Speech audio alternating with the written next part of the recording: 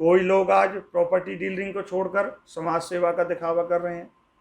जो आज से 20 साल पहले घरों को छोड़ के चले गए थे, आज ग्रामवासी बन रहे हैं, आज युवाओं को रोजगार दे रहे हैं।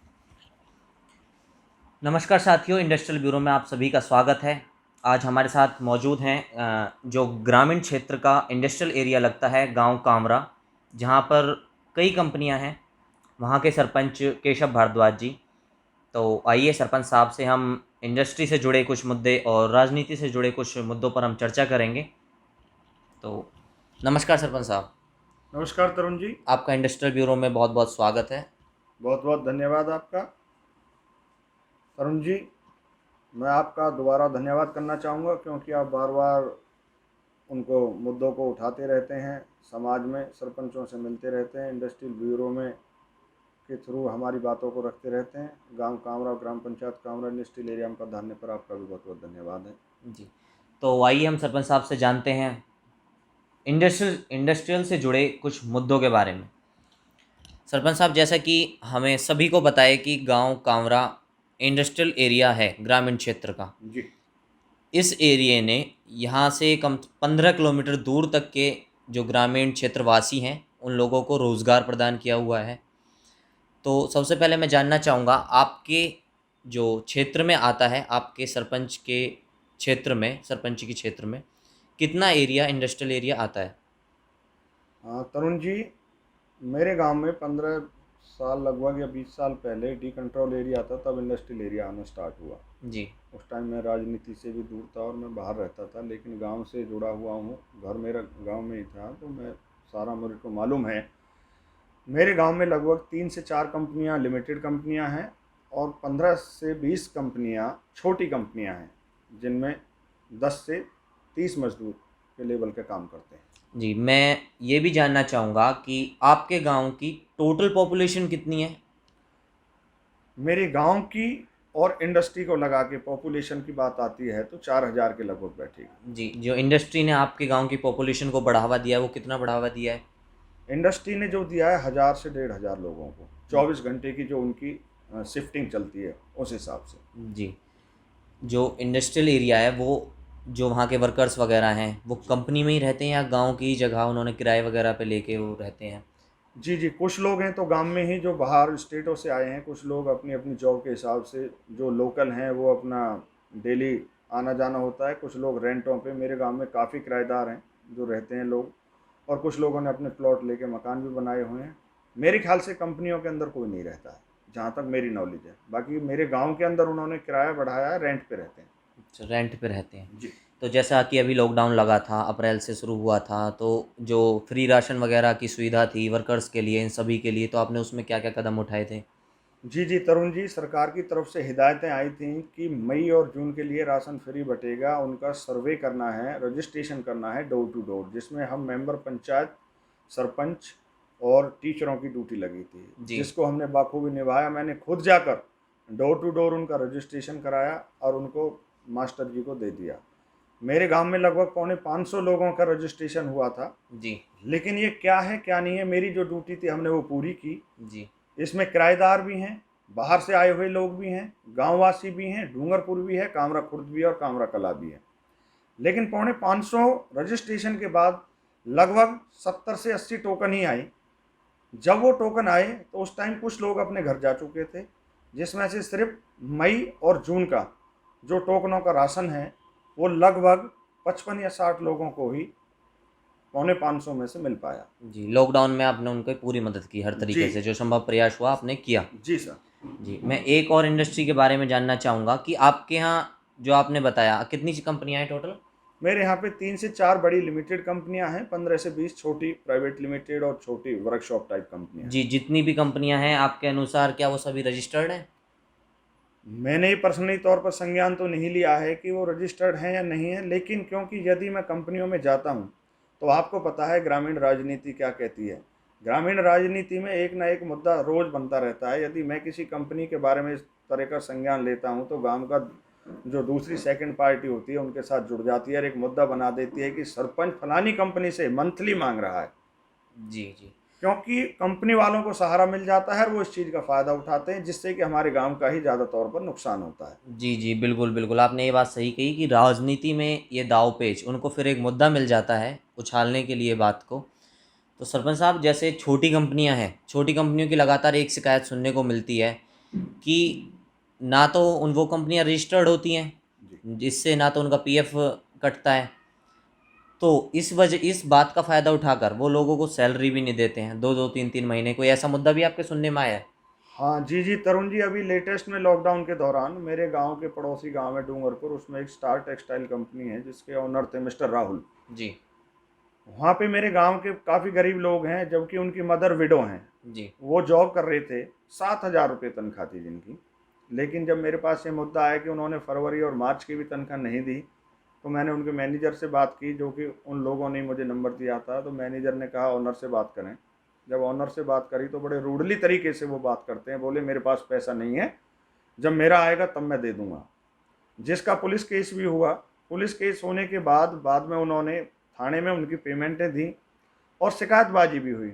जिस शिकायतबाजी में मुझे पर्सनल संज्ञान में ये आया कि वो ना तो उस कंपनी की सीएलयू थी, ना पॉल्यूशन से पास थी, ना कोई रजिस्ट्रेशन था, सिर्फ अपनी फर्म बना के बैठे थे जो इलीगल तरीके से चला रहे थे। जी, इसमें जो कंपनी के ओनर हैं, आपने बताया राहुल, उन्होंने भी कुछ आपके खिलाफ एलिगेशंस या कुछ दरखास्त दी जी थी? जी जी, मैंने अभी जैसे आपको बताया है, उसमें मेरे गांव के एक दो लोकल हैं जो कि आजकल चुनाव की तैयारी भी कर रहे हैं। जी और हर गांव में एक दो आदमी ऐसे मिल जाते हैं, बिल्कुल क्योंकि बिल्कुल। उनको पर्सनली समाज में तो मुद्दा मिलता नहीं है, जी जी तो इस तरीके की कार्रवाई करते हैं। वो उन लोगों से भी मिलकर कहने लगे कि सरपंच मंथली मांग रहा है, और राहुल जी के साथ मिल गए, जिसकी कि मैंने कंप्लेंट थाने में दी है। फिर उसके बाद वो समाज में कई लोगों के साथ आए, उन्हें अपनी गलती का एहसास हुआ और उन्होंने सॉरी बोली। तो मैं तभी आपसे कह रहा था कि यदि किसी कंपनी के खिलाफ आप कोई कार्रवाई करते हैं, तो पर्सनली एक दो जो समाज आदमी नहीं होते, वो उनके साथ जुड़ जाते हैं और प्रतिष्ठित व्यक्ति को बदनाम करने का पूरी कोशिश करते हैं कि ये उस कंपनी में इसलिए जा रहा है कि इसको मंथली चाहिए,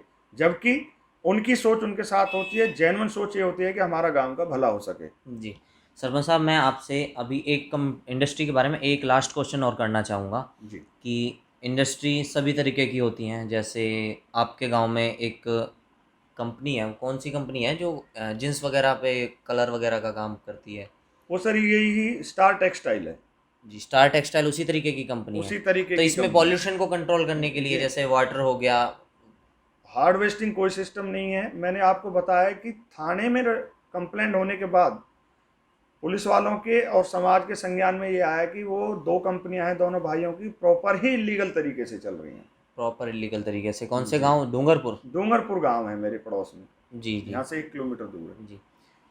तो आइए अब हम बात करते हैं राजनीतिक मुद्दे की। सरपंच साहब से जानते हैं, ये वर्तमान योजना में यहाँ के सरपंच हैं और इन्हें अब इनके कार्यकाल के 5 वर्ष पूरे होने वाले हैं और अगले चुनाव के लिए तैयारी सरपंच साहब की जारी है। पहले इनसे एक बार पर्सनल इनका 5 साल में क्या एक्सपीरियंस रहा, इनसे जानते हैं। तो सरपंच साहब, आपका क्या 5 साल में जो आपने बिताए हैं, ये 5 साल, इनमें आपका पर्सनल राजनीति को लेकर क्या एक्सपीरियंस रहा? क्या क्या एलिगेशंस आपके ऊपर लगे, आपने उनका सामना किया, किस तरीके से किया? सब बारे एक बार सारी बातें एक बार हमारे दर्शकों को बताएंगे? जी जी तरुण जी, बहुत अच्छा आपने क्वेश्चन किया, क्योंकि किसी कार्य को करने से ही अनुभव होता है, उसका पक्ष और विपक्ष भी तभी नजर आते हैं, उसमें क्या फायदा और क्या नुकसान। जी तरुण जी, जब बीजेपी सरकार ने पढ़े लिखों की सरकार बनाने की ग्रामीण सरकार यानी सरपंचों का ये पास किया, तो मुझे बड़ी खुशी हुई थी। और जब समाज ने मुझको आशीर्वाद दिया, मैं सरपंच बना, जी तो मुझ में एक बड़ा जोश था, बड़ी लगन थी कि मुझे ये कार्य करना है। मैंने 5 मुद्दे अपने समाज के अंदर रखे थे, जो कि हालांकि मेरे पूरे हो गए, लेकिन मुझे उसके साथ साथ जो मेरा जोश था विकास के लिए, उसके साथ साथ मुझे जो मेरे अपोजिशन है उनका मुद्दों का भी सामना करना पड़ा। क्योंकि आप विकास तो कराओगे, लेकिन अपोजिशन को उससे दुगनी रफ्तार से आपको हैंडल करना पड़ेगा, क्योंकि उन लोग फ्री होते हैं, समाज से उसे मतलब नहीं होता, क्योंकि उन्हें सिर्फ वोटों की राजनीति करनी होती है। जी मेरा गांव में ऐसा कोई विकास कार्य नहीं है तरुण जी, जिसमें अपोजिशन ने ना केस डाला हो कभी स्टे लेने के लिए, या कभी उस पर ऑब्जेक्शन ना लगाया हो। ऐसा कोई भी कार्य नहीं है जिस पे उन्होंने कंप्लेंट बाजी ना की हो, लीगल इलीगल।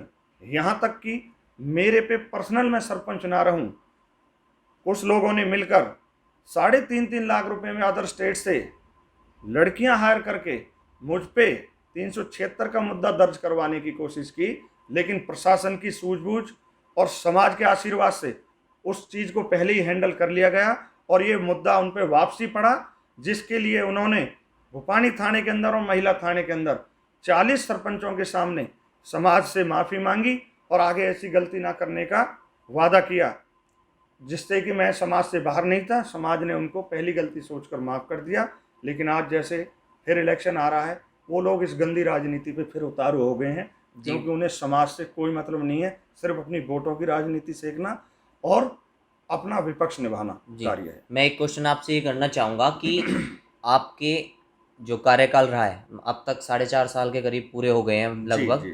तो इसमें आपकी थाना भूपानी लगता है ना आपका जी। इसमें कितनी शिकायतें दर्ज हैं आपके क्षेत्र की? तरुण जी, मैं ऑन रिकॉर्ड आपको कहना चाहूँगा कि 10 जनवरी 2016 को मैं सरपंच बना जी। आप भूपानी थाने में पर्सनली जाके चेक करना कि पिछले 4 साल से आपको एक FIR नहीं मिलेगी जी। ग्राम पंचायत गांव कामरा कला की। जी, अब जैसे राजनीतिक माहौल चल रहा है, इस दौरान कुछ मिल सकती हैं? इस दौरान मैंने अभी आपको आपके संज्ञान में लाया कि एक परिवार मेरे गांव में आके अभी 8-7 साल पहले बसाया, तो उनकी एक बेटी थी और मेरे SC बस्ती से एक बेटा था, वो घर से निकल गए थे दोनों। जी। पुलिस ने बड़ी सूझबूझ के साथ उनको 13वें-14वें दिन पकड़ लिया। वो दोनों ही नाबालिग थे। आज वो लड़का जेल में है और लड़की अपने घर है। इस बात को 1.5 महीना बीत चुका है, लेकिन जो राजनीतिक रोटियां सेकते हैं, आज युवाओं को भड़का रहे हैं, वो आज उनके साथ बैठ के प्रतिष्ठित व्यक्तियों, यहाँ तक कि मेरे खिलाफ आज DCP के कंप्लेंट लगवाते हैं कि उनको भगवाने में, उनको छुड़वाने में सरपंच का हाथ है, सरपंच उन पे फैसले के लिए प्रेशर दे रहा है, इनको 120 के अंदर गिरफ्तार किया जाए, जिससे कि उनका एक मुद्दा साफ हो सके कि मैं आगामी चुनावों में इलेक्शन ना लड़ सकूं। उन्हें किसी का घर जले, बस्ती में आग लगे, बस उनकी जेबें भरनी चाहिए, उनकी रोटियां सेकनी चाहिए। उन्हें सत्ता जाने का सबसे बड़ा दुख हो रहा है। कोई लोग आज प्रॉपर्टी डीलरिंग को छोड़कर समाज सेवा का दिखावा कर रहे हैं। जो आज से 20 साल पहले घरों को छोड़ के चले गए थे, आज ग्रामवासी बन रहे हैं, आज युवाओं को रोजगार दे रहे हैं। मैं उन लोगों से भी कहना चाहूँगा कि पहले या ये गांव नहीं था या बेरोजगार लोग नहीं थे, पहले रोजगार याद नहीं आया? तो आपके अनुसार ये अभी 1-2 महीने से ही ये सब? जी सर, सिर्फ इलेक्शन से 6 महीने पहले रोजगार याद आ गया, समाज सेवा याद आ गई। आज से 5 साल पहले या 20 साल पहले या 10 साल पहले वो लोग यहाँ रह रहे थे या बाहर रह रहे थे, उन्हें सिर्फ अपनी जेबें भरने और डीलरिंग करने से मतलब था। आज समाज सेवा का जो दिखावा करते हैं, आज से 6 महीने पहले जो लोग रात को 11 बजे परेशान थे, क्या उस दिन आपको समाज सेवा की याद नहीं आई? उस दिन आप कहाँ गए थे? आज मेरे गांव का यदि इस तरीके की सोच सबकी हो जाए तो एक भी बच्चा बेरोजगार नहीं रहता। आप साथ मेरे साथ मिलकर काम कीजिए, मुझे अपने साथ मिलाकर काम करिए, समाज सेवा कीजिए। लेकिन पुरानी कहावत आज उन पर सिद्ध होती है, क्योंकि उनका सारा परिवार ही उन लोगों का राजनीति से जूझता रहा है, तो वो पुरानी कहावत सिर्फ इन पे सिद्ध होती है। कभी छाछ भी बोलता था, आज छन्नी भी बोल रही है। जी। जैसा कि सरपंच साहब ने बताया कि राजनीतिक दांव-पेचों का जो दौर है वो शुरू हो चुका है, क्योंकि आने वाले पंचायती चुनाव जनवरी या फरवरी माह में हैं, जो कि अगले पंचायती कार्यकाल के लेकर होंगे। और सरपंच साहब से हम एक और बात जानना चाहेंगे। सरपंच साहब, आप जो छोटे पद से लेके बड़े पद तक, आई मीन सरपंची के पंच पद से लेके सरपंची के पद तक चुनाव, नए भाई नए बंधु जो लड़ने की तैयारी कर रहे हैं, उनके लिए आप क्या संदेश हमारे माध्यम से देना चाहेंगे? जी तरुण जी, बहुत अच्छा आपने क्वेश्चन किया है, क्योंकि युवाओं में बड़ा जोश है और इलेक्शन आने वाला है। क्योंकि हमारे देश के अंदर जो सरपंची का चुनाव होता है, एक तरीके में ये सबसे बड़ा चुनाव होता है। मैं जब से सरपंच बना तरुण जी, और श्री कृष्णपाल गुर्जर जी के आशीर्वाद से जो मैंने अपने गांव में विकास कार्य कराए, उन सब को ध्यान में रखते हुए मैं अपने गांव के युवा, बुजुर्गों और बहनों भाइयों को भी ये अपील करना चाहूँगा और कहना भी चाहूँगा, जो मेरे से छोटे हैं उनको एक तरीके से डांट कर भी कहना चाहूँगा कि विकास की तरफ ध्यान दें। लोगों की बातों को समझें। जी जो लोग अपने निजी फायदे के लिए जी बातें बोल रहे हैं उनको उनका समय पे जवाब दें, क्योंकि इन लोगों को अपनी राजनीतिक रोटियां सेकनी है, जो कि बरसाती मेंढकों की तरह, जैसे कि आज मौसम चल रहा है, निकल के आते हैं सिर्फ 5 साल में और फिर अंदर चले जाते हैं। वो लोग आज समाज को बांटने का काम कर रहे हैं। जी जी पिछले 5 साल का विकास कार्य देखते हुए आने वाली विकास कार्यों को कौन करा सकता है, मैं हूं या कोई और भाई है, उसको अपना आशीर्वाद दें। सोच को समझें, सामने वाले की सोच कहाँ चल रही है उसको समझें, कौन क्या समय पर आपके लिए क्या कार्य कर सकता है। क्योंकि जिन लोगों को अपने धंधों से, अपने बिजनेस से, प्रॉपर्टी डीलरिंग से, राजनीतिक रोटियां सेकने से फुर्सत नहीं है, वो समाज को क्या टाइम देंगे।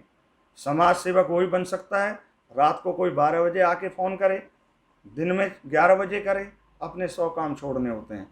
तरुण जी, एक पर्सनल एक्सपीरियंस आपको बताऊंगा। जी जी मैं किसी से भावनाओं की ऐसे नहीं कह रहा कि आप भावनाओं में बहें। जी जी मेरे 15 से 16 साल बाद बेटा हुआ था, जी पहला बेटा। जी मुझे आज वो दिन याद है, होली का त्यौहार था जी और मेरा बेटा QRG हॉस्पिटल में एडमिट था। जी लेकिन समाज सेवा के लिए, क्योंकि मैं सरपंच एसोसिएशन का प्रेसिडेंट भी था, जी उस टाइम मेरे सरपंच साहब की एक की प्रॉब्लम आई हुई थी, DC साहब के पेश होना था।